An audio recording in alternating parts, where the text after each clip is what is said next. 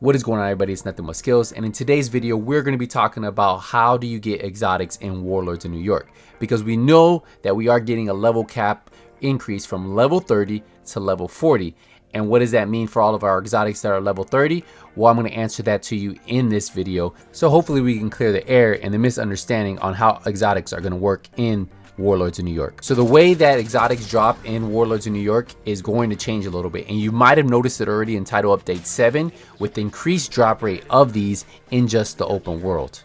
Now I'm assuming this is to make our time matter, right? Because if they increase the drop rate a little bit, if they put more drops like exotic drops in the open world, you can farm these exotics during any activity.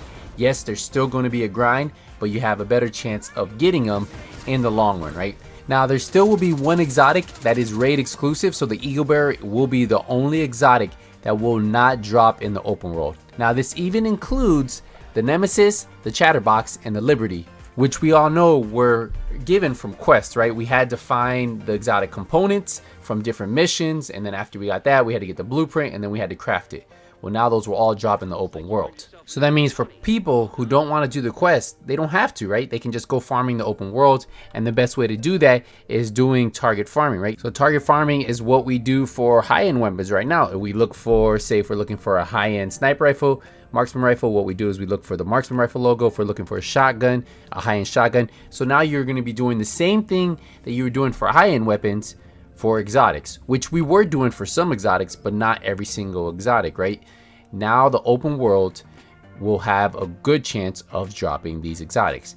Now another great way that I've noticed has really been improved in title update 7 is bounties. Bounties have been dropping plenty of exotics, and I was using bounties to farm the new exotic, the Chameleon, but I ended up getting the Merciless from a bounty. So it's already being improved in title update 7, and when the new expansion comes out, Warlords in New York, I'm assuming that it's just to get a little bit easier and a little bit better.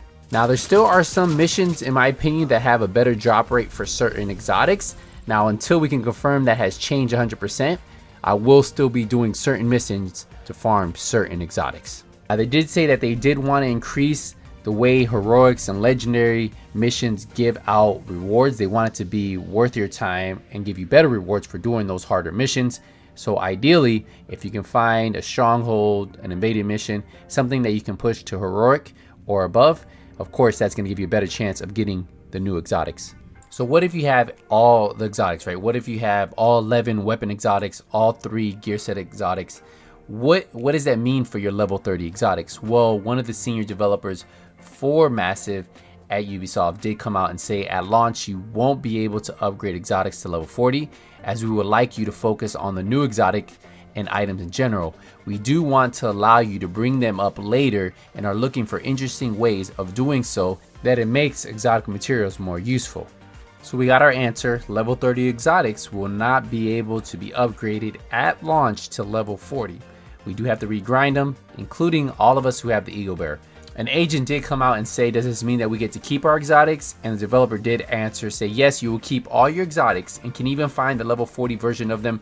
The only thing not there at launch is being able to upgrade the blueprints to bring your old exotics up to level 40, which they haven't canceled out. So depending on the community's feedback, how the community feels about it at launch after the level 40 cap comes out, we'll see what they end up doing if they end up bringing the blueprints in the future.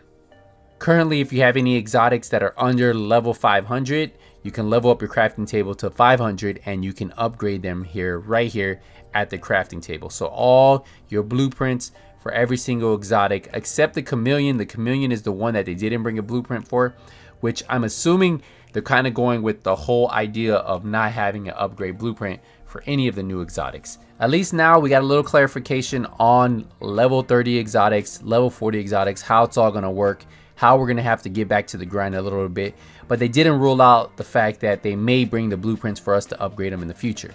One thing I will tell you is the first time getting any exotic, it always takes forever. Then afterwards, after you already have an exotic, it always seems like it's a lot easier to get. And I still think that will be the case in Warlords of New York. I just feel like it's the RNG, the way the RNG works. If you already have the exotic, it tends to drop it a little bit more. It makes you work for that first initial drop.